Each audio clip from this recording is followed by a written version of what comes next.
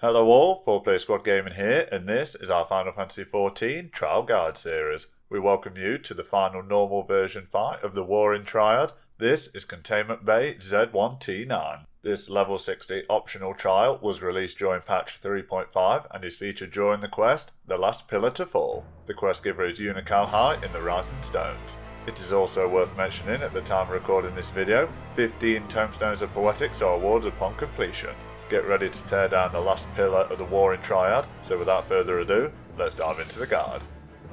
Start this fight as normal with the main tank gaining enmity of Zurvan and facing him away from the party. This is important almost immediately, as Zurvan will use a frontal cleave metal cutter. This will deal huge damage to the party, so make sure to face the boss away from the group. The first phase consists of dealing damage whilst avoiding falling from the platform. Zurvan will divide the platform into 4 quarters, destroying them in turn. This will be indicated by an AoE that you can't miss. The party will also need to avoid the point blank AoEs from Flare Star. These will target random party members. Make sure to avoid the AoE from these without heading into a quadrant that is about to be destroyed. It is recommended for the party to stand close together as to overlap the AoE circles and give as much free space as possible to avoid the damage. Once stood on the final quadrant, Zurvan will use the Purge, ending this phase, and the party will drop below to where the real fight begins. Phase 2 begins and Zurvan reveals the demon inside. This phase will come with new abilities. The main tank should aim to keep the boss facing away from the party as before to avoid the damage from Metal Cutter throughout the fight. The first new ability we encounter is Saw. This ability will place large directional AoE markers extruding away from Zurvan's position. Simply avoid standing in these AoE markers to avoid the damage. Immediately after the first Saw, Zurvan will disappear and 2 clones will reappear at the edges of the arena. We need to avoid the Saw AoE markers as before, and 2 random players will be marked with a red orb marker. These players have a large point blank AoE marker around them, so the rest of the party needs to find some free space to avoid this damage. The marked player should also aim not to overlap. Once the AoE goes off, a fire puddle will be left behind, dealing damage over time to anyone who enters it in the form of burns. The party will also need to stack on the player who gets targeted with the stat marker. Tanks and healers should be ready to mitigate and heal through the damage from Demonic Dive. Periodically throughout this fight, Zurvan will also use Wave Cannon. This is a large frontal column AoE that has no indicator. Aim to stand behind or to Zurvan's sides to avoid the damage. The mechanics mentioned will repeat until around 50% health, and the boss will place an ice puddle under its position in the centre of the arena. This will indicate the start of the ads phase. Zurvan will jump up and disappear, and 3 execrated through ads will appear. The tank will need to gain enmity of these, and the party should kill them quickly.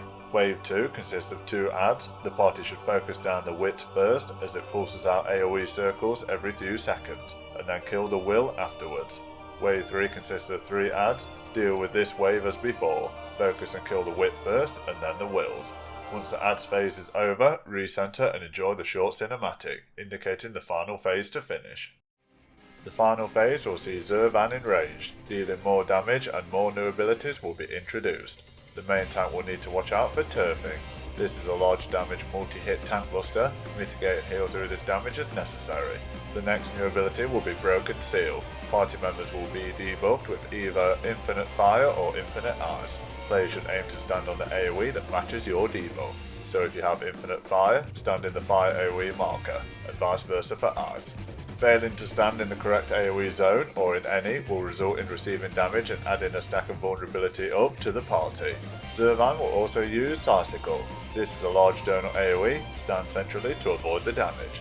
The final new ability in this phase is Southern Cross. This will place point blank AoE circles on random players, which will shortly explode into ice puddles. Avoid the AoE circles as necessary. All of the new abilities mentioned will be used throughout this phase in conjunction with abilities from previous phases. Deal with the mechanics as mentioned before, being careful of the Saw Orb combo, now marking 4 players with orbs. Aim to spread to cardinal or intercardinal positions respectively to reduce area of the arena covered. The mechanics will now rotate until Zurvan is down. And there you have it, Containment Bay Z1T9 is complete. Remember to commemorate the player you believe deserves it most and receive your loot. We give this trial a difficulty rating 2 out of 5 swords. This fight has very easy to understand mechanics, and Zurvan's damage is minimal. The special loot for this trial includes the Zurvan card.